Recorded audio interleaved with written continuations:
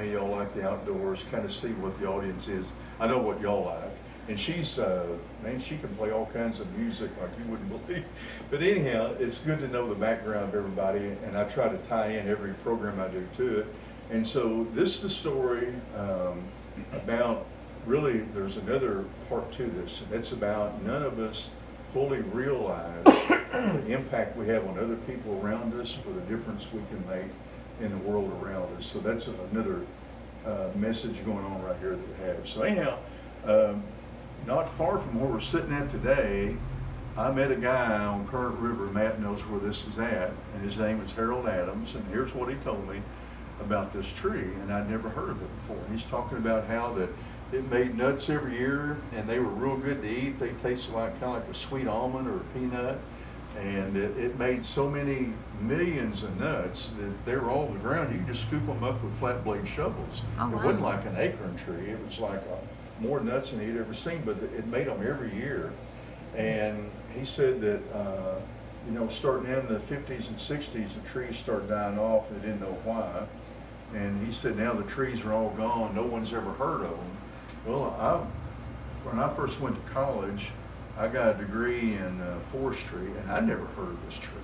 And I thought, why is it I've never heard of this tree?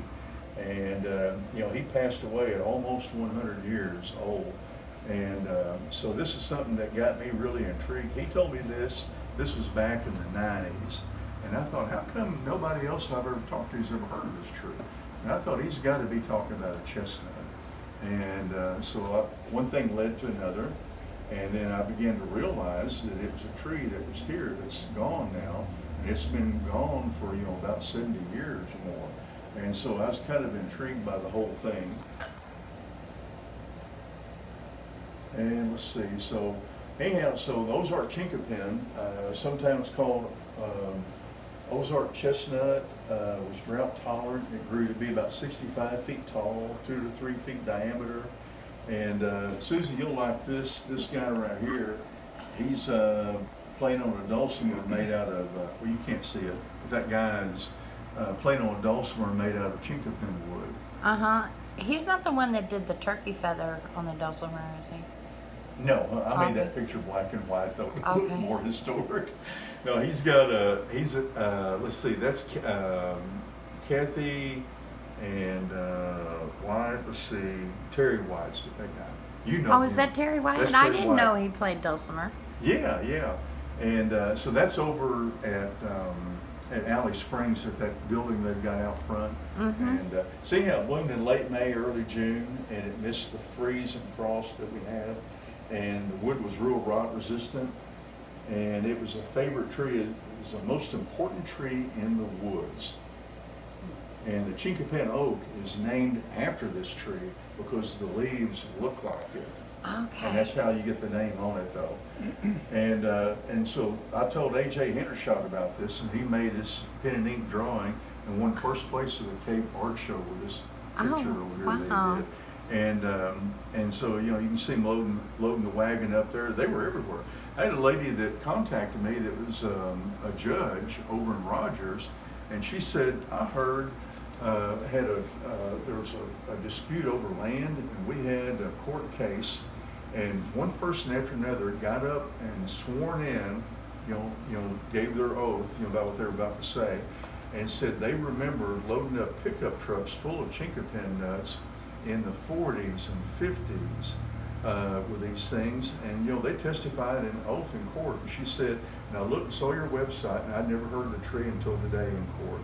And she said, "I grew up at Rogers and never heard of this. Didn't know these trees were everywhere, you know." And see him. So this in Oregon County. Here's a witness tree right here. You can see that mark on it.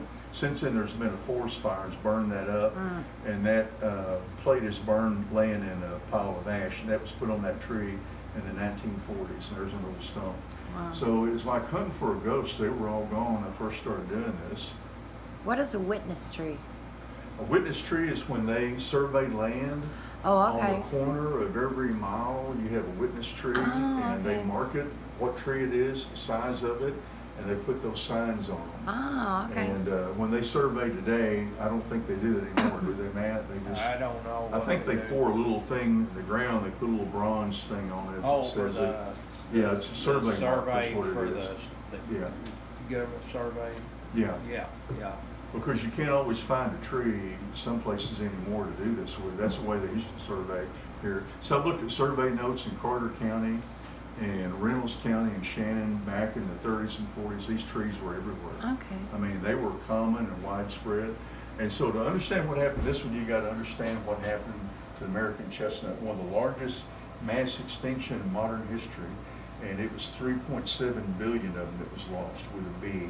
And they were in the eastern U.S. and 1 out of every 4 trees was a chestnut. Now they're all gone.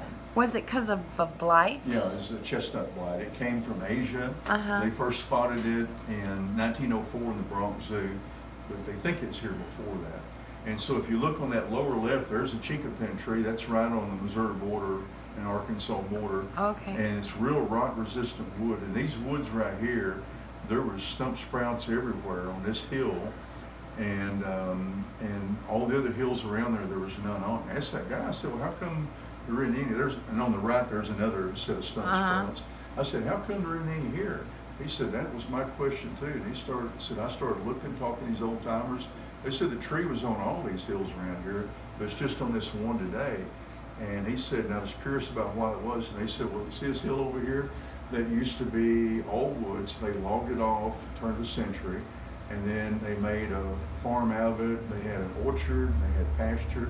This place over here, same thing happened, and then it was a dairy farm. This place over here was converted into pasture, and they've all grown back up into woods since the 50s, but they were all gone. This is the only hill that wasn't converted, it stayed in forest.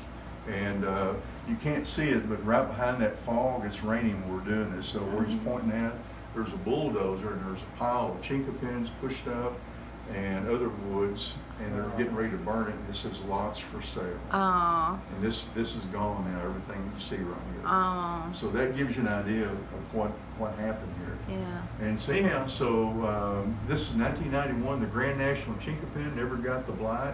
It's down in Clark County, Arkansas. And right behind it's another one. And they cross-pollinated, but in 1993 a tornado took that tree out. Oh, right.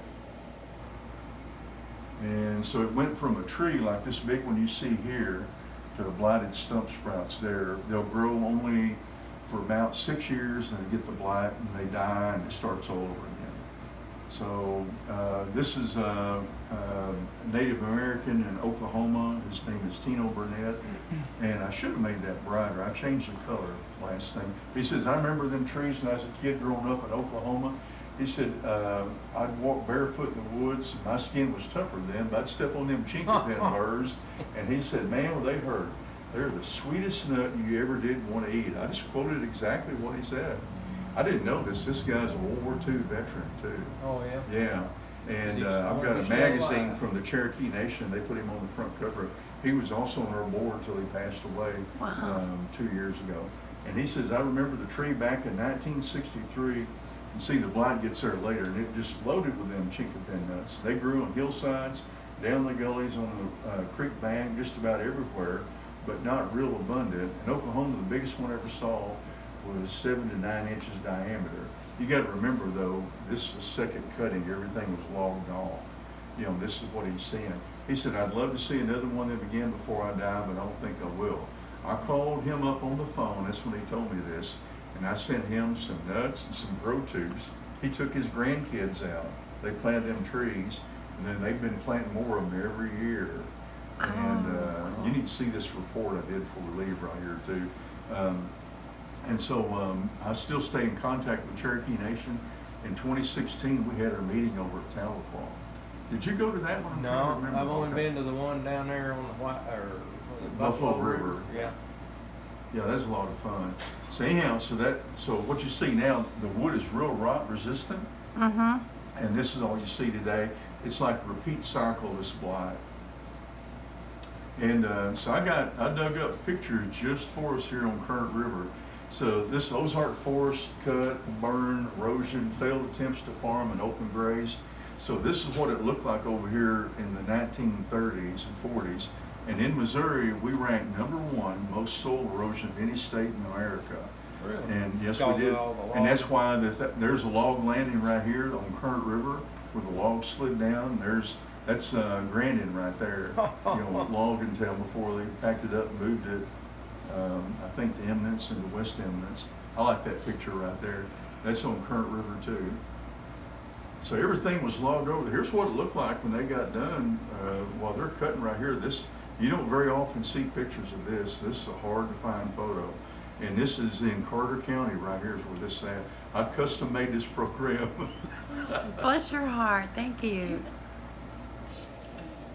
What? That's John. Okay. And Sam, the lost range of the Ozark Chinquapin. Here's an old map from 1907. We've gone back even further, and the map goes all the way out to Kansas and Nebraska. It's and like a dinosaur, doesn't Yep. Yes, it does.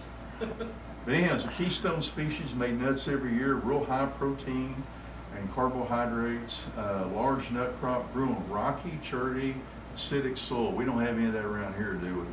But doesn't like clay real good, man. So if you got clay under it, I got one place where I tried to plant, they didn't do good. I had to keep going downhill to get away from that clay pan, then they did good. I've got 2 places, We'll look you went today over if you there. want to. Well, Yeah. I hadn't planted any here yet, because I knew I'd have a hard time taking care of them, but I think I need to get on with that.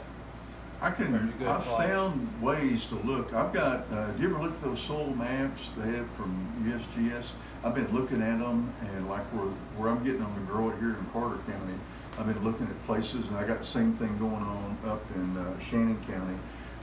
But if you can just avoid those, you'll do good. Yeah, I know Anyhow, what it's like. it was a big thing. So this got out of order. This is later on. We created a blight-resistant Ozark Chinquapin immune, and they're fast-growing, immune to the rot disease, immune to the Asiatic gall wasp that's been killing the American chestnut, higher protein than the white oak, red oak, American chestnut, Dunstan chestnut, or Chinese chestnut. Rugged, once established, it's real drought tolerant, and it can coexist with like those Asiatic oak weevils that are eating everything up. Under good conditions, unfertilized nuts in 3 to 5 years, good to eat, preferred by wildlife, a plentiful, high protein, yearly dependable nut crop that benefits natural ecosystems and people. You ain't gonna believe the crap I found out, we're not recording this already.